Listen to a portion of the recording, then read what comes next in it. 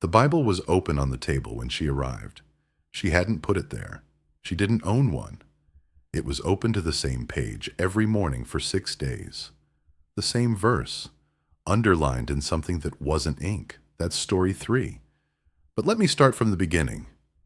Tonight, a man who spent one night alone in a cabin and came home unable to sleep in the dark for a year. 2 friends who found something in the walls of a mountain rental that explained why every previous guest had left before sunrise. And a woman who stayed in a cabin for a week before realizing she had never been alone in it. 3 cabins. 3 stories. One question that connects all of them. What moves into a place and never moves out? Let's get into it. This story comes from a man named Thomas.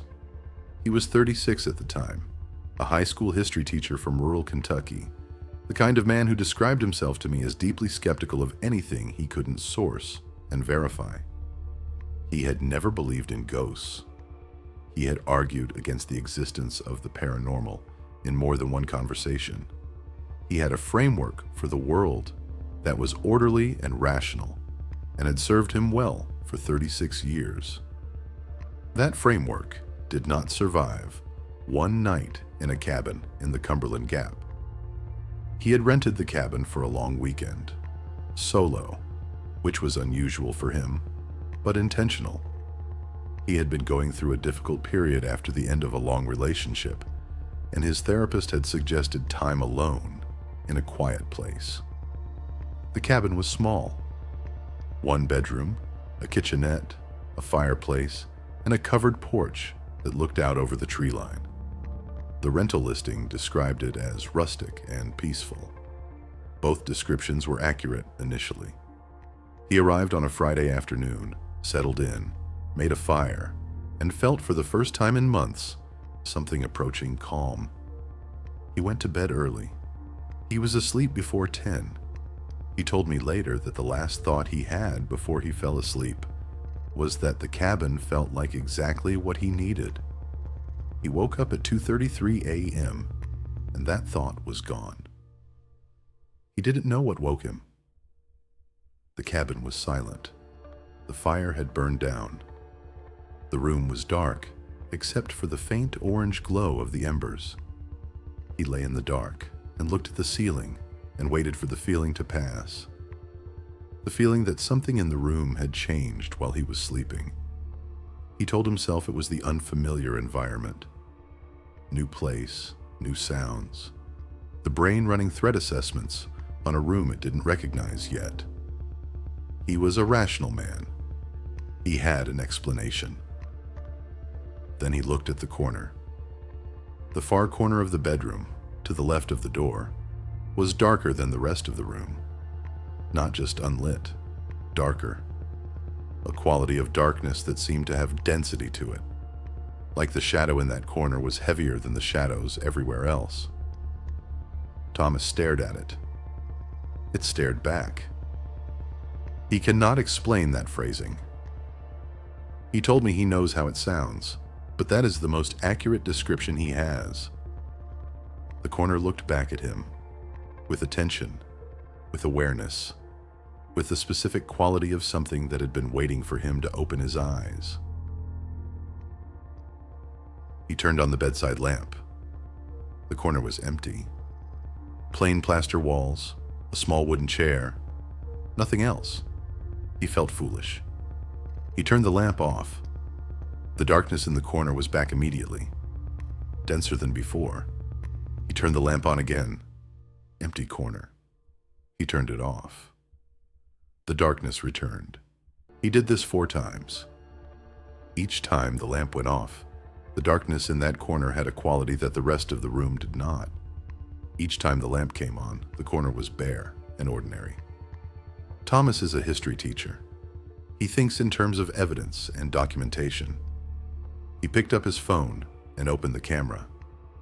He pointed it at the corner with the lamp off. On the phone screen, in the night vision of the camera, the corner looked exactly like the rest of the room. But with his naked eye, the darkness there was still different. still heavier, still watching. He told me, whatever it was, it knew how to hide from a lens. It was only showing itself to me. And then Thomas understood something that a rational man should not have been able to understand. The thing in the corner was not new. It had been there before he arrived. It would be there after he left. It was not visiting. He was. He was the guest in its space. And it had been waiting with tremendous patience for him to wake up and acknowledge that. Thomas left the lamp on for the rest of the night. He did not sleep. He sat in the bed with his back against the headboard, and he watched the corner, and the corner watched him back, and neither of them moved until the sun came up. At 6 a.m., the quality of the darkness changed. The weight lifted. The corner became an ordinary corner again.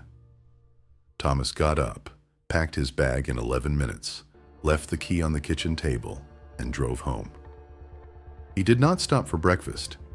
He did not call anyone. He drove 3 hours in silence and went straight to his apartment and turned on every light in every room. He called the rental company the following week to report what had happened. The woman he spoke to listened politely. Then she said, "You're not the first guest to mention the corner bedroom. Most people don't say anything, they just leave early."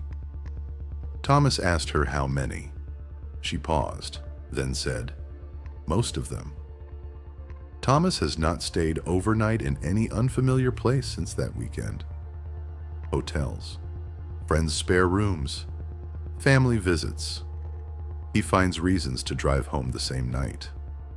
His therapist, who had originally suggested the solo retreat, told him that what he experienced was most likely a combination of sleep paralysis and the psychological vulnerability of his emotional state at the time. Thomas told me he considered that explanation for a long time.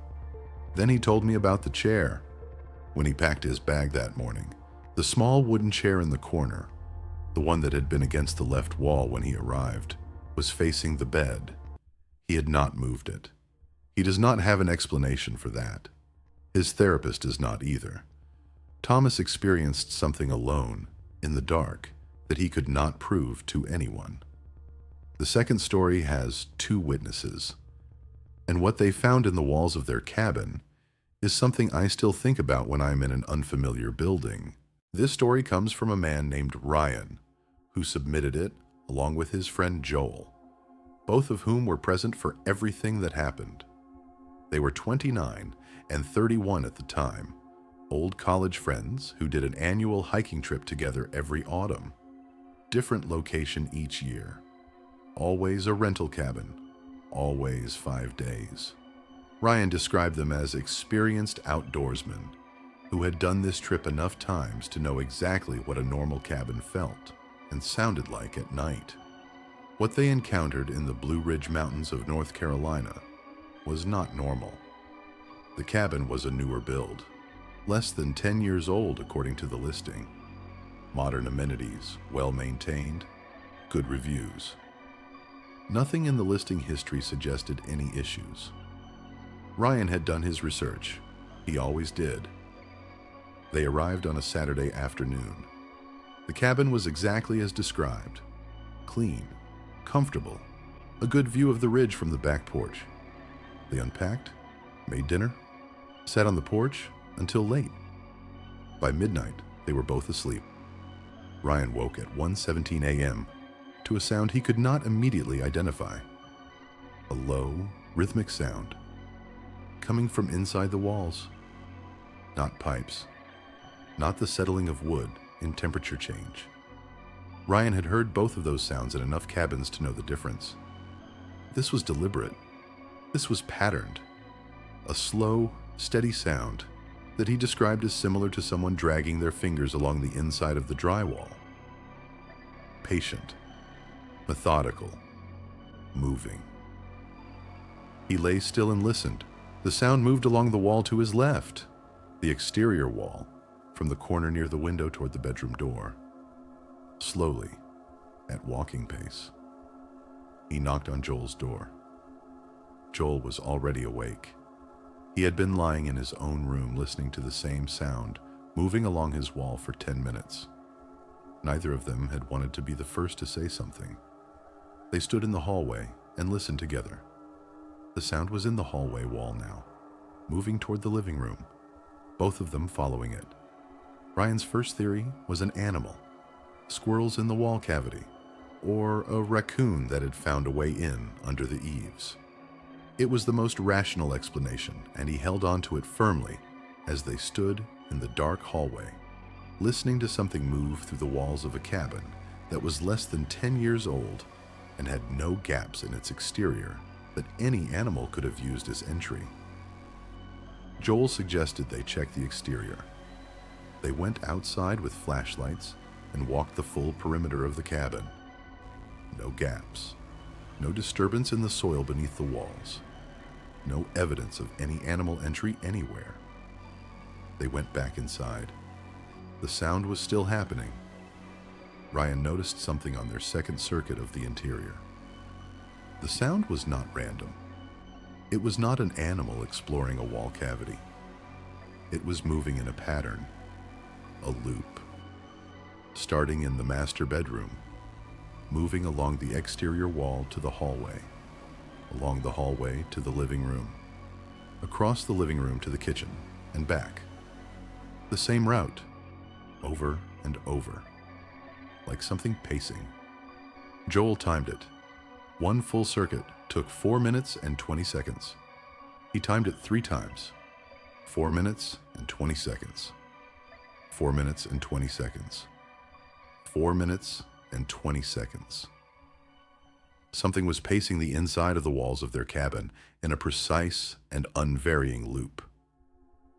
Ryan told me the moment it stopped being scary and became something worse. It was when Joel said, "It speeds up when we stand still." Ryan paid attention. Joel was right. When they moved through the cabin, the pacing in the walls maintained its rhythm. When they stood still, when they stopped moving, the sound accelerated. Not dramatically, but measurably. Like something responding to them. Like something that became more agitated the less they moved. It knew where they were, and it did not like it when they were quiet. At 3 a.m., Ryan made a decision that he told me he still isn't sure was brave or stupid. He went to the toolbox in the utility cupboard, took out a screwdriver, and removed a section of the drywall panel in the hallway. The sound stopped the moment the first screw came out. Complete silence. Instant. Like a switch. Ryan removed the panel.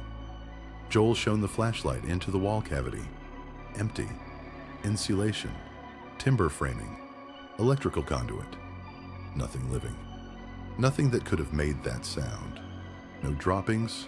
No nesting material. No marks on the timber that suggested any animal had ever been in that space.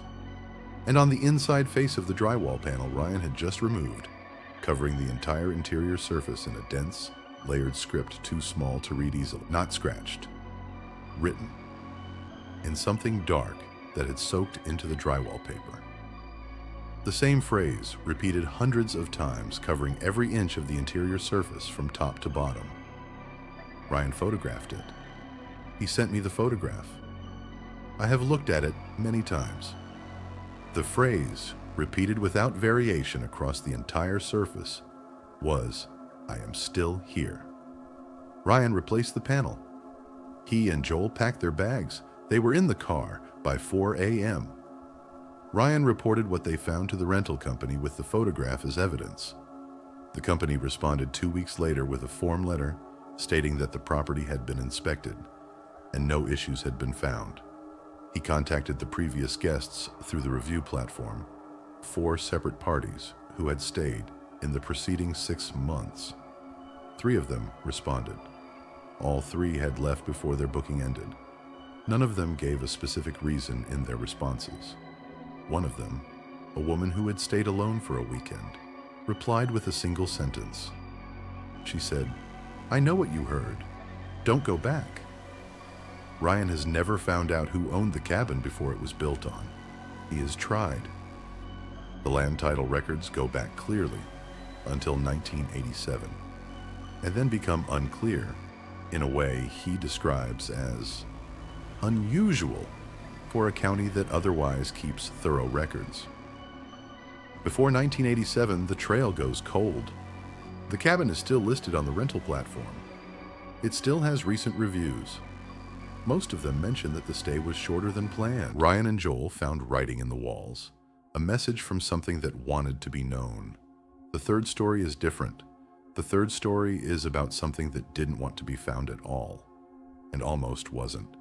If you've made it this far without checking the walls, subscribe.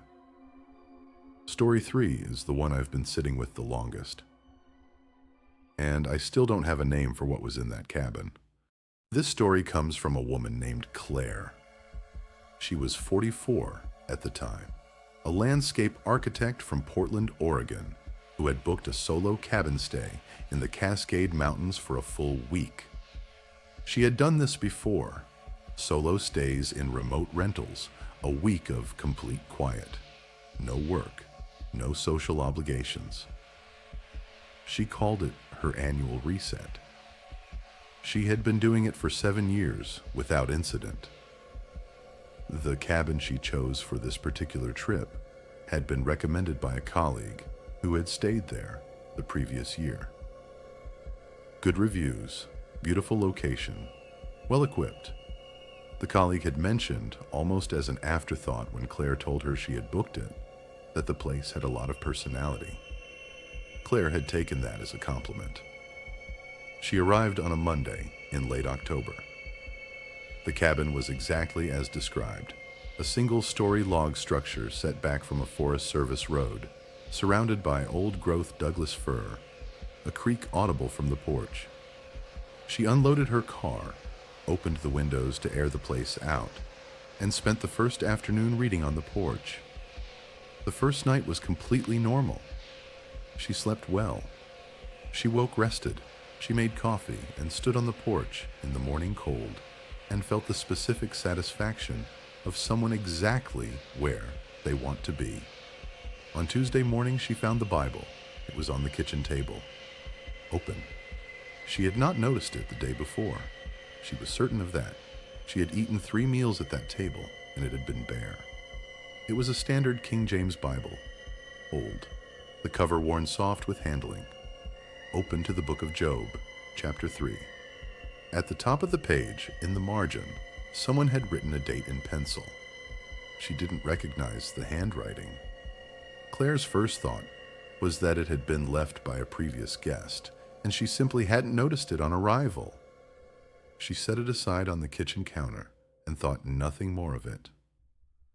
On Wednesday morning, it was back on the table. Open to the same page, she checked the counter. It was not there. She checked the bookshelf in the living room. She checked every surface in the cabin. The only Bible in the building was the one on the kitchen table, open to Job chapter 3, with the penciled date in the margin that she still couldn't make out clearly. She told herself she had moved it in her sleep. She was a problem solver by profession. She needed an answer that fit inside the world she understood. She put the Bible in the kitchen drawer, closed it, and went for a long walk. On Thursday morning, the drawer was open. The Bible was on the table. Same page. Claire was not a religious woman. She had not grown up with faith and had no strong feelings about the Bible in either direction. It was a book, and someone had left it in a cabin, and it kept appearing on her table, open to the same passage. She read the passage on Thursday morning for the first time, simply to understand why that particular page. Job chapter 3 is the chapter in which Job, having lost everything, curses the day he was born. It is one of the bleakest passages in the Old Testament. A man in total despair, asking why he was allowed to come into the world at all. Claire sat with that for a long time. She began paying attention to the cabin differently after that. Not looking for the obvious, not checking corners the way Thomas had, not listening to walls the way Ryan and Joel had. Something more subtle, a shift in her awareness of the space. What she noticed over the next 2 days was temperature. There was a cold spot, not the ambient cold of a poorly insulated cabin, a specific localized cold that existed in one area of the living room, regardless of the fire or the heating. A patch of air approximately the size of a person, standing, always in the same position, between the fireplace and the window. It was there every morning, every evening. It was there when she sat reading. It was there when she cooked. It was there at 2 a.m. when she got up for water. It was the temperature of something that had been standing still for a very long time. On Friday evening, Claire did something she still cannot fully explain, the impulse behind. She spoke to it. She was sitting in the living room, fire going, book in her lap, and she became aware of the cold spot, the way you become aware of someone standing quietly in a room waiting for you to acknowledge them. And she looked up from her book and looked at the space between the fireplace and the window and said out loud, "I know you're here." The fire went out. Not died down, not guttered, went out, completely, instantly, as if every molecule of oxygen in the fireplace had been removed simultaneously. The room was very dark. The cold spot was very cold. Claire sat perfectly still in the dark for a long time, and then, from the cold spot, she heard something she has never been able to fully describe to me.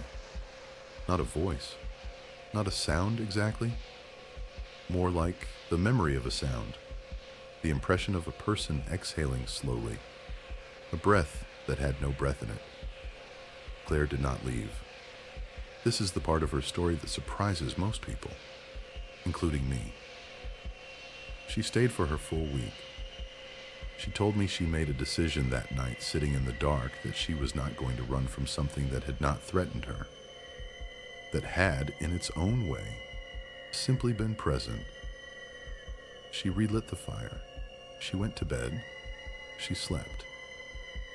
On Saturday morning, the Bible was on the table again. Same page. But this time she looked more carefully at the penciled date in the margin. It was not a date she had been unable to read. It was a date she had been reading wrong. Looking at it properly in the morning light, she understood what it said. It was not a calendar date. It was a year. A single year, written in the margin next to the first verse of Job chapter 3. The year was 1943. Claire spent her last afternoon at the cabin, looking up the history of the land. She had a weak data signal, and it took hours. What she found was this. In 1943, a man had lived in a structure on that exact plot of land. He had lived there alone for several years. In the winter of 1943, he had died there, alone, in what the county records described as undetermined circumstances. He had been found weeks after his death. He had no known family. His name was recorded in the county records. She did not tell me his name. She said she had decided not to use it, that using it felt like it would mean something she wasn't prepared for. Claire left on Sunday morning as planned. She packed carefully and cleaned the cabin the way she always did, and left it the way she had found it. She put the Bible back on the kitchen table before she left, opened to Job chapter 3.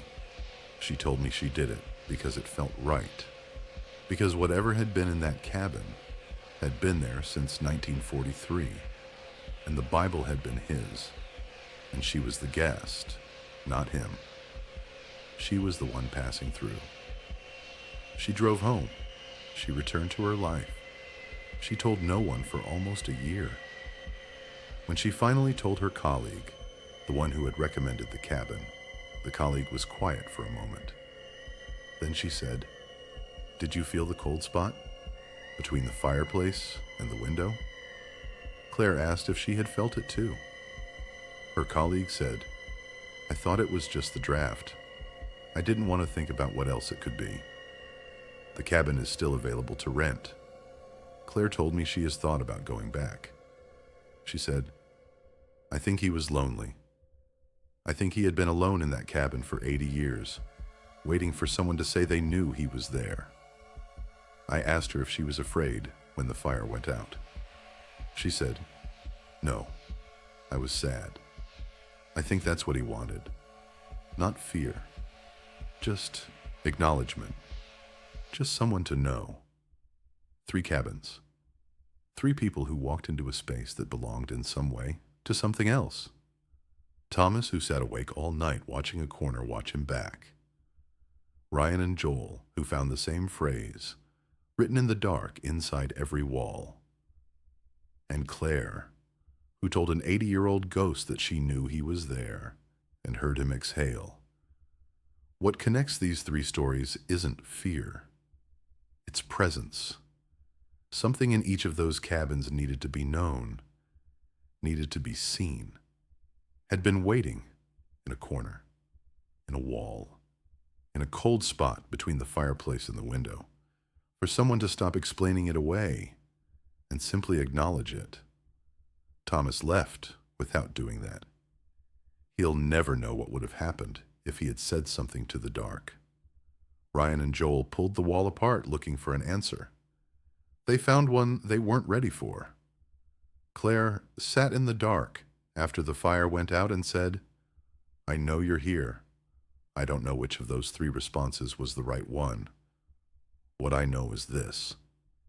The next time you're in an unfamiliar place, a rental cabin, a hotel room, someone's spare bedroom, and something feels slightly wrong, slightly weighted, slightly more present than it should be, consider the possibility that you're not the only one who knows you're there. If you've stayed somewhere that felt like it already had a resident, send it to me. The address is in the description. I read everything. These stories don't have endings." Not really. Subscribe to Nightfall Chronicles. Something new finds you every week. Check the corners of the room before you sleep. Keep the light.